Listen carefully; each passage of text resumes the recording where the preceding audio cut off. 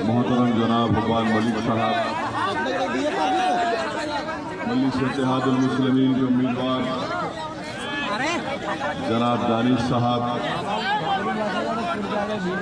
मजलिस इत्तेहादुल मुस्लिमीन के तमाम मेरे रफ़ा अराकीन नहीं है। वलीमुद्दीन अंसारी की बेवा, वो तबरेज की वो हमारी बेटी बेवा तुमसे पुकार पुकार कर कह रही है कि है कोई झारखंड की सरजमीन पर जो मेरे मरने वाले पति के इंसाफ के लिए लड़ेगा। तो हमारे हुबान मलिक वहां पर गए, उनको हमदर्दी की और उनका साथ देने का वादा किया। मेरे अजीज दोस्तों और बुजुर्गों, मैं आपसे अपील करने आया हूं कि मजलूम का साथ देना ये हमारी जिम्मेदारी है। और जमहूरियत तो उसी वक्त कामयाब होती है जब मजलूमों को इंसाफ मिलेगा, जब कमजोरों को मजबूत बनाया जाएगा, जब महिलाओं की इज्जत की निगाहों से देखा जाएगा, जब मासूम बच्चों की तालीम के लिए स्कूल बनाए जाएंगे, जब नौजवानों के लिए यूनिवर्सिटी बनाई जाएगी, जब नौजवानों को रोजगार मिलेगा। यही चीज अगर हम फराहम करेंगे तभी जाकर अमन होगा। अमन उस वक्त तक पैदा नहीं हो सकता। आप लाख पुकार पुकार कर कह लो अमन अमन अमन अमन, उस वक्त होगा जब हकदार को उसका हक मिलेगा, तभी जाकर दुनिया और तमाम दुनिया के हिस्सों में अमन पैदा हो सकता है। मुझे अफसोस के साथ ये भी कहना पड़ता है कि आप जानते हैं कि सन 2000 में जो यहाँ पर वाकया हुआ था बोलवा घाटी में, नरसंहार हुआ था, कितने लोग मारे गए, उसमें किससे इंसाफ हुआ बताओ आप? फायरिंग हुई, मर गए, किससे इंसाफ हुआ? फिर आप जानते हैं कि ईद के दिन 2001 में भी फायरिंग हुई थी। कौन थे चीफ मिनिस्टर? कभी पूछो इनसे जो आज जेवीएम के उम्मीदवार हैं कि सर ये तो बता दो कि इस नरसंहार और ईद के दिन जब पुलिस फायरिंग हुई थी कितनों से आपने इंसाफ किया? आप हमारा वोट हासिल करने के लिए आ रहे हैं, मगर वो मरने वालों की जबानों को जो खामोश कर दिया गया, जिसकी आंखें बंद हो गई हैं, जो आज कब्रिस्तानों में सो रहे हैं, आज पुकार पुकार कर हमसे सवाल भी कर रहे हैं कि बताओ हमारे मारने वालों का क्या हुआ? क्या हमारी मौत हमारे इंसाफ का खात्मा कर देगी? मेरे अजीज दोस्तों और बुजुर्गों, अजीब बात है कि कल सीसाई असेंबली हल्के में पुलिस फायरिंग हुई, बूथ नंबर 36 में पुलिस फायरिंग हुई। मोहम्मद गिलानी की उसमें मौत हो गई। मोहम्मद गिलानी की मौत हो गई, 28 साल का मोहम्मद गिलानी। और ये बड़ी तकलीफ की बात है। मैं ये बात इसलिए कह रहा हूं ताकि मेरे अल्फाज को इलेक्शन कमीशन ऑफ इंडिया तक पहुंचा दे कि उस बूथ के जो प्रिसाइडिंग ऑफिसर थे राम आशीष प्रसाद साहब, जो गुमला के है स्कूल के हेडमास्टर है, उनको पुलिस उन पर दबाव डाल रही है कि तुम ये कह दो कि हमने तुम्हारे हुक्म पर फायरिंग की जिससे मोहम्मद गिलानी की मौत हुई। बताइए आप, एक हेडमास्टर को रोक के रख दिया गया है। हम इलेक्शन कमीशन ऑफ इंडिया से मुतालबा करते हैं कि राम आशीष प्रसाद साहब को फौरन पुलिस जो रोक कर रखी है वहां की उससे रिहा करवाया जाए और पुलिस पर election commission of India action ले कि आखिर क्यों मोहम्मद गिलानी को गोली मारकर शहीद कर दिया गया। 28 साल का गिलानी वोट डालने गया था। मेरे भाई बताओ आप, हर चीज पर हमारा नाम लिखा है, कमजोरों का नाम लिखा है, अक़लियतों का नाम लिखा है, आदिवासियों का नाम लिखा है, दलितों का नाम लिखा है। आखिर इन कमजोर तबकात के लिए कौन उठकर आवाज उठाएगा? क्या हिंदुस्तान की जमहूरियत सिर्फ दौलतमंदों की जमहूरियत बनकर रह जाएगी? क्या हिंदुस्तान की जमहूरियत सिर्फ आलाजात के ताकतवर लोगों की जमहूरियत बनकर रह जाएगी? और फिर मौत के परवाने जब आएंगे तो क्या फिर हमारा नाम लिखा जाएगा उस पर? मेरे अजीज दोस्तों और बुजुर्गों, इन चीजों पर आपको गौर करना है। इस विधानसभा में अगर आप तरक्की करवाना चाहते हैं, विकास देखना चाहते हैं, एक नया दौर देखना चाहते हैं, एक ऐसा विधायक आप देखना चाहते हैं, तो झारखंड के असेंबली में जाकर तुम्हारी आवाज बनेगा, तुम्हारी तकलीफ को समझेगा और जिसकी आवाज पर झारखंड की असेंबली के दौर दीवार हिल जाएंगे। तो मुझे पूरा यकीन है कि आप अपना वोट यहाँ पर दानिश साहब के हक में इस्तेमाल करिए।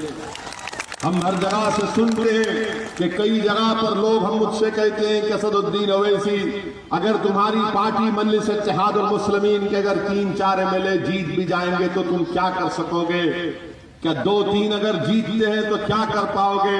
मैंने उनसे हमेशा कहा और आज भी आपके दरमियान में खड़े होकर कह रहा हूं, मेरे अजीज दोस्तों और बुजुर्गों, हिंदुस्तान की हमारी सबसे बड़ी पंचायत लोकसभा है।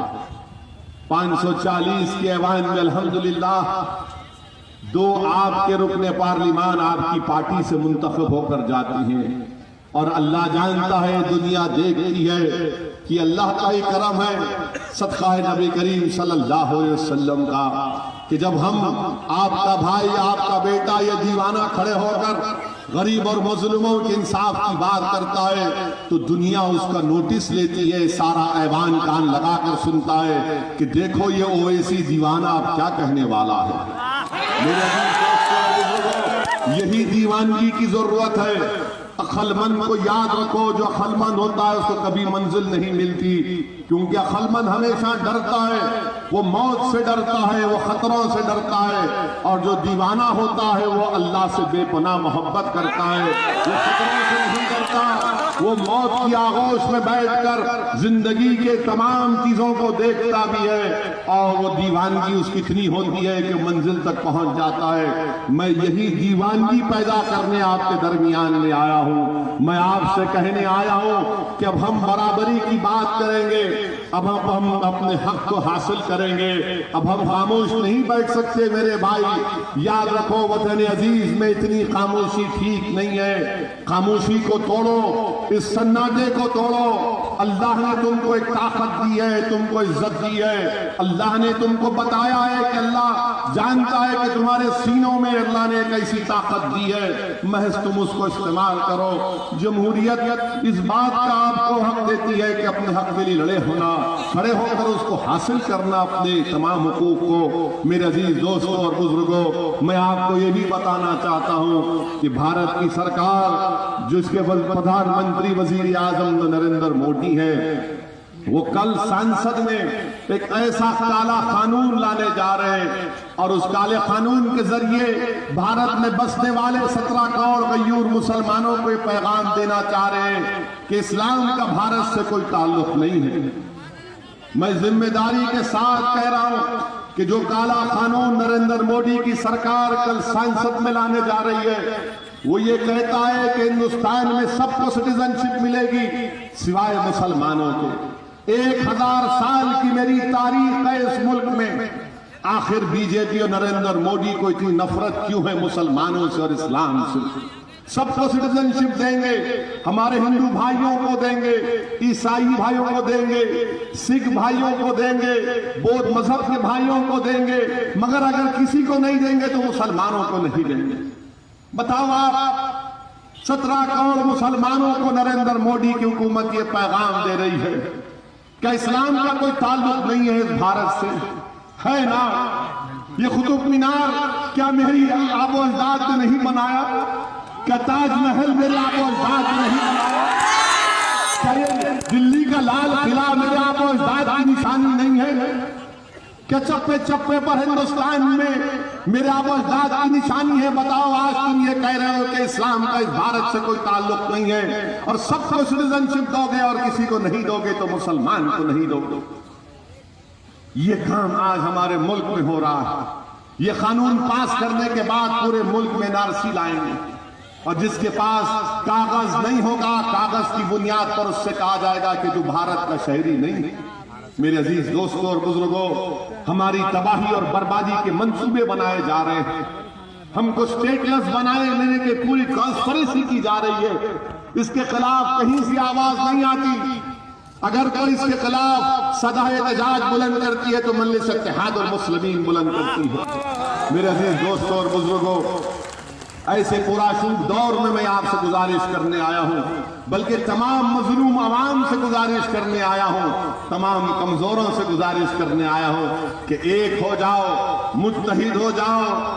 अगर तुम एक हो जाओगे, मुत्तहिद हो जाओगे, तो जो दुनिया तुमको कल तक कमजोर और मजलूम समझती थी, अगर तुम एक जगह जमा हो जाओगे तो वही तुम्हारी ताकत होगी। वही तुमको ताकतवर बनाएगा।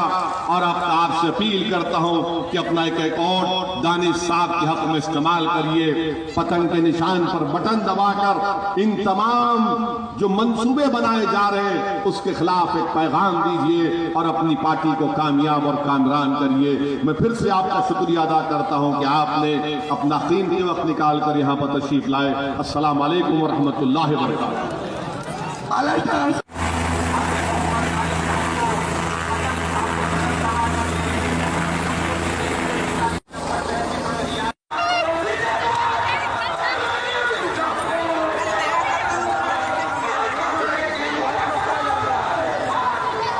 मीम न्यूज़ वेब की ताज़ा तरीन खबरों के लिए लाइक करें, सब्सक्राइब करें हमारा यूट्यूब चैनल।